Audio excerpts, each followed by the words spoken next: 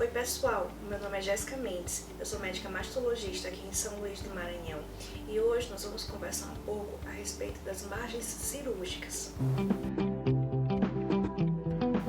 Então, as margens cirúrgicas, elas também são conhecidas como margens de segurança oncológica. E algumas pessoas, alguns pacientes, quando se deparam com a indicação de uma cirurgia das mamas, ficam muito confusos a respeito desse tema, porque às vezes fica parecendo algo muito abstrato, muito subjetivo, podemos assim dizer.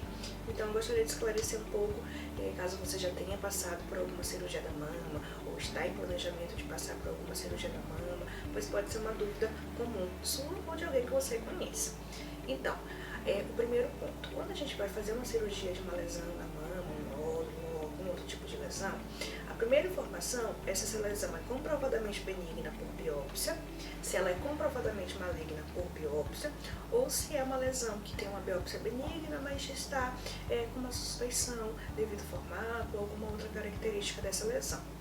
Então, a depender desse tipo de situação, é indicado o tipo de cirurgia, o planejamento cirúrgico dessa lesão. Por exemplo, se for uma lesão comprovadamente benigna, que está sendo retirada apenas devido a algum incômodo da paciente, por exemplo, não há necessidade da gente fazer a retirada de tecido mamário saudável em volta dessa lesão. A retirada somente da lesão, isoladamente, é suficiente, então não há uma margem de segurança. Já se essa lesão for uma lesão maligna, é preciso saber o subtipo desse tumor, o subtipo desse câncer, para a gente pensar no qual seria a indicação da margem de segurança mínima desse procedimento. Por exemplo, se a gente tem o carcinoma invasivo sem outras especificações, que é o carcinoma ductal invasivo, que é um dos subtipos tumorais mais comuns do câncer de mama, a gente tem uma situação chamada não tocar na tinta. O que significa isso? Quando sai a peça cirúrgica, essa peça cirúrgica é enviada ao médico patologista. O médico patologista envolve esse material, essa peça, com uma tinta e faz cortes, faz lâminas desse material.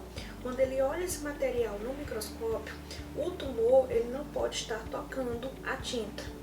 Então, acima dessa quantidade, estaria com a margem de segurança livre, a margem livre.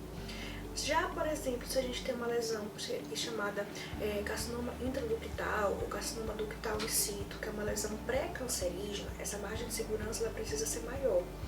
Claro que a depender de cada situação específica, volto a frisar, mas de maneira geral, essa margem seria em torno de 2 milímetros ou mais.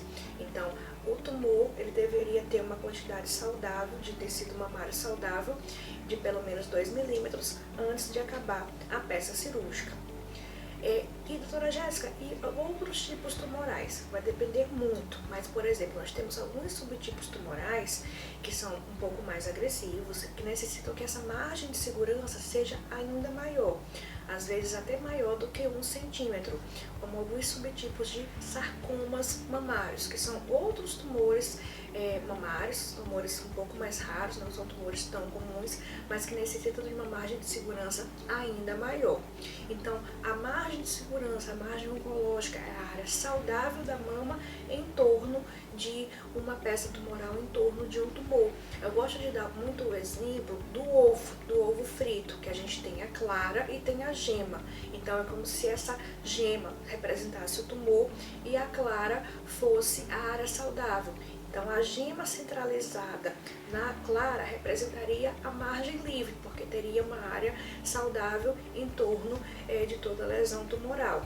Já se essa gema estivesse muito encostadinha da clara ou extravasando, né, que seria a gema furada, né, estaria representando uma margem ou exígua, né, uma margem muito pequena, ou mesmo uma margem comprometida. A margem comprometida, às vezes, é identificada no mesmo momento da cirurgia pelo médico patologista, através de um exame chamado congelação intraoperatória, em que o patologista fica no centro cirúrgico e de imediato detecta essa alteração, e o cirurgião nesse mesmo momento faz uma ampliação daquela área, ou então às vezes é detectado posteriormente, necessitando muitas vezes de uma reintervenção, de uma segunda cirurgia para ampliar essa margem cirúrgica. Claro, como eu falei para vocês, cada caso é um caso, precisa ser avaliado de forma individual, mas de maneira geral as margens comprometidas costumam ser ampliadas. Eu espero que vocês tenham entendido um pouco mais esse conceito. Se tenham ficado com algum tipo de dúvida a respeito, deixem nos comentários para a gente tentar esclarecer um pouco mais.